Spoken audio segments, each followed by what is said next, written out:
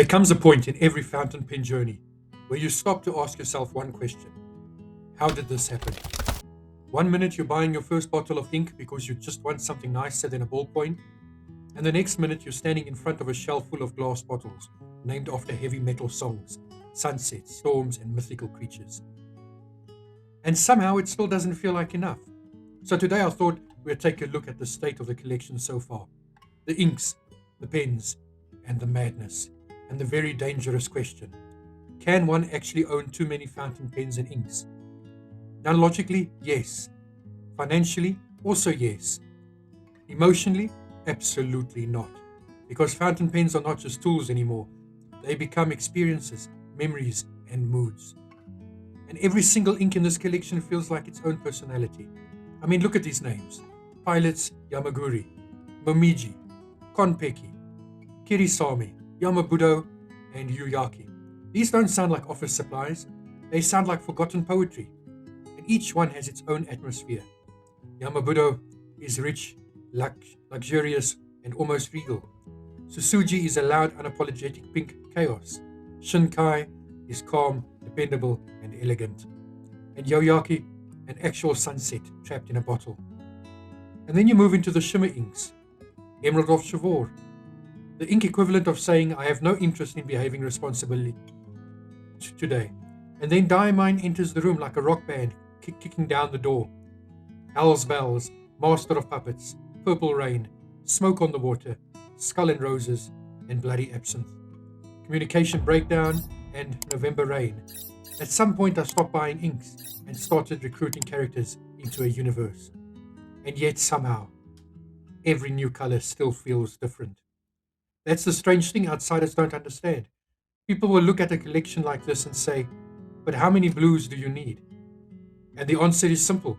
I need all of them. Because Aurora Borealis is not Shin-Kai, Prussian blue is not Konpeki, and midnight blue is not twilight. The non-pen people, to non-pen people, they're blue. To us, they're completely different emotional experiences. And the pens themselves make it even worse, because every pen changes the ink. The Mont Blanc 149 makes a sentence feel important. The Pelikan M805 feels like engineering excellence. The M809 feels like a collector's piece you accidentally became emotionally attached to. Pilot's Custom 74 in wine red is smooth, precise, and understated brilliance.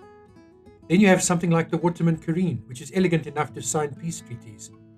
And somehow even the humble Jinhao 159 and X159 still earn their place because fountain pens aren't only price. Sometimes they're about surprise. Sometimes they're about comfort. Sometimes they're simply about joy. And that's where the danger begins. Because fountain pen collecting quietly changes from I need a pen to I need to experience that pen. That is a completely different hobby. And before you know it, you're convincing yourself that yes, you absolutely require another brown ink, despite already owning Toffee Brown, Chocolate Brown, Yama-Guri, and probably 3 others pretending not to be brown. But here's the thing. I genuinely don't think this hobby is about owning enough. I think it's about curating a collection that reflects your taste, your moods, and your personality. Some people collect watches, some collect cars. We collect handwriting experiences, tiny bottled emotions, mechanical art pieces that somehow still work 100 years later. And honestly, they are worst obsessions to have. Now, will there eventually be too many inks? Probably. Will there eventually be too many pens? Maybe. But I can tell you this right now. I've not yet reached that number, not even close. Because somewhere out there is another ink with a perfect shading, another pen with a perfect nib, another combination that makes you sit back after writing one sentence and think, oh, that is good. And that feeling never really gets old. So yes, this is the state of the collection so far in 2026. A little excessive, slightly irrational, financially questionable, but absolutely glorious. And if you're watching this while secretly browsing for your next pen or ink, don't worry, you're among friends here. Now I want to know from you. What's the one pen or ink in your collection that you could never give up? Let me know in the comments. And thank you for watching.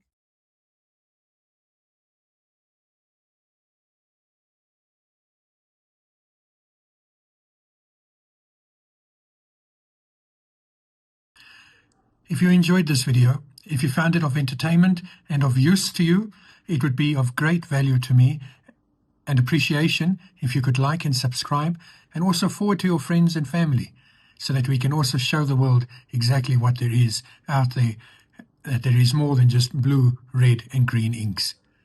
Well, folks, enjoy yourself, look after yourself, and until we meet again, this has been another presentation of The Honest Nib. Bye-bye.